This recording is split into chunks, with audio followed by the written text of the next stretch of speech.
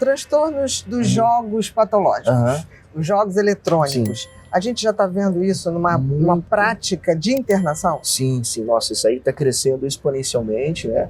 Até com a questão cultural, né?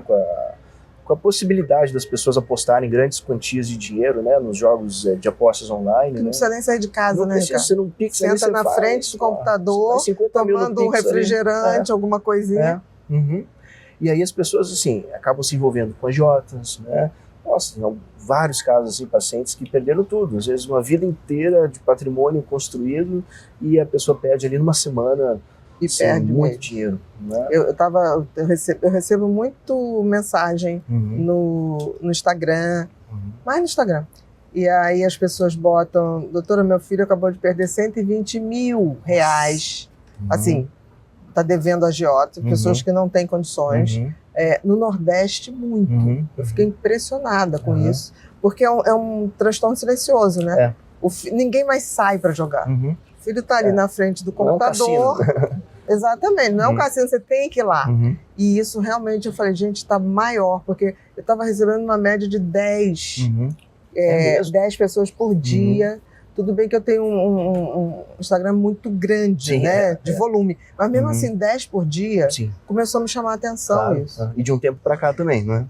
Diria de 8 meses. 8 meses para cá. E isso está refletindo na internação? Está refletindo. Tanto é que, preocupado, né, com o tratamento desses pacientes, nós firmamos uma parceria com os jogadores anônimos. Que legal. E eles vêm aqui até a clínica, né, a cada 15 dias, fazem palestras, as pessoas participam de grupos terapêuticos, né, e nós estamos tentando estender para que seja semanal. Né. Nós temos a parceria com algumas irmandades, como os alcoólicos anônimos, os narcóticos anônimos, né, que fazem um trabalho voluntário e vêm aqui na clínica prestar esse serviço que eles chamam de CTO, né? E aí agora com o JA, os Jogadores Anônimos. E também que é bem interessante, vale a pena citar, que é o DASA, né? Os Dependentes de Amor e Sexo Anônimos, né? Dependentes de Amor e Sexo Anônimos. Isso, é um grupo também inspirado no AA, né? No NA, e que trata justamente desse tema, né?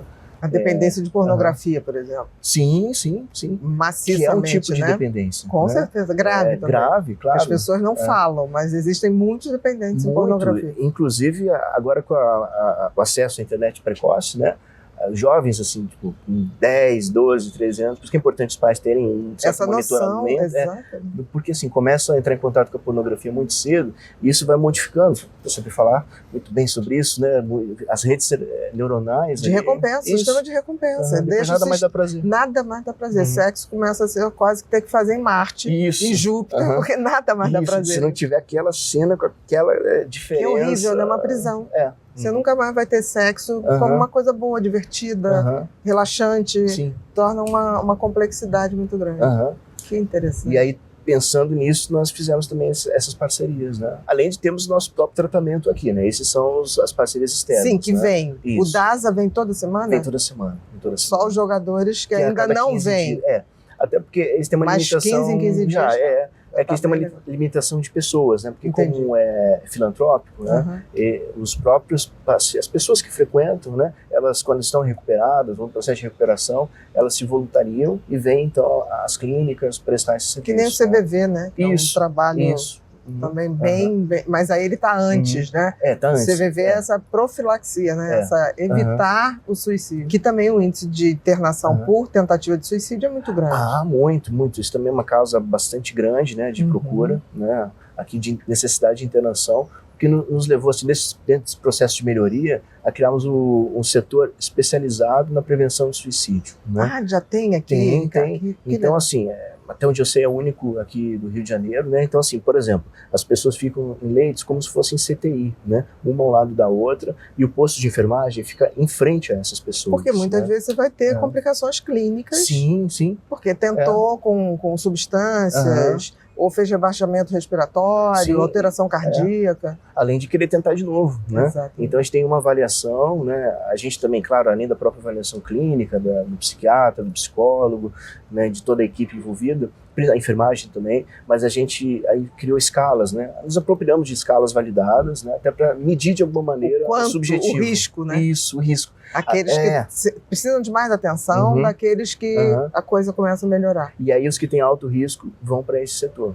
E aí, por exemplo, vai ao banheiro, a enfermeira acompanhado, vai junto, a questão de não ter talher. Não tem, Não ter talher de plástico, né? tem que ser de Isso. plástico, a questão de não ter alguns objetos que ele possa fazer mau uso, né, nesse primeiro momento. E também se trabalha muito hoje com novas tecnologias também, né, nesse processo. Sim, sim. Que apesar das pessoas falarem muito, o ECT ainda é muito usado em alguns momentos muito pontuais, mas que são absolutamente necessários para se reverter quadros muito graves. Né? Não, ECT, assim, é um assunto, né, ainda polêmico, né, que as pessoas confundem.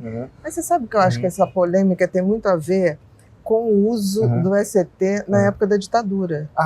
Porque não se fazia ECT na ditadura porque o cérebro não sente dor, né? Por uma passagem de corrente elétrica. Mas se fazia em órgãos genitais. Então, isso foi uma coisa que deixou as pessoas apavoradas sem saber a real utilidade.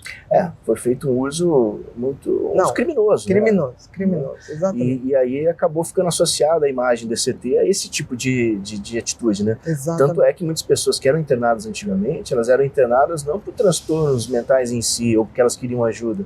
Às vezes eram, não sei se estão em ditadura, eram perseguidos políticos, eram desafetos da sociedade, né? Então essas pessoas aí acabam em uma postura punitivista, né, do ECT. Né? Além de que dos órgãos genitais, né, que fazia isso, e além que a ECT provoca uma crise convulsiva, né? Então o corpo todo se contrai, a pessoa sente dor depois, né? Assim, o corpo todo ficou contraído, quando acaba a ECT, fica cheio de dor. Hoje não mais, porque é feita anestesia. Né? Então a pessoa não sente nada. Não é tem como um choque no coração que você usa para reverter uma parada que as pessoas entendem. Uma pessoa parou cardiologicamente, você faz a cardioversão, é um choque no coração, né? E aquilo salva. Casos catatônicos, né? Aquelas pessoas que não se mexem, que vão morrer, porque deixam de se hidratar, é absolutamente fundamental que tenha. Novamente, com a anestesia, sem nenhum tipo de efeito colateral. Né? Salva vidas, né? Salva vidas.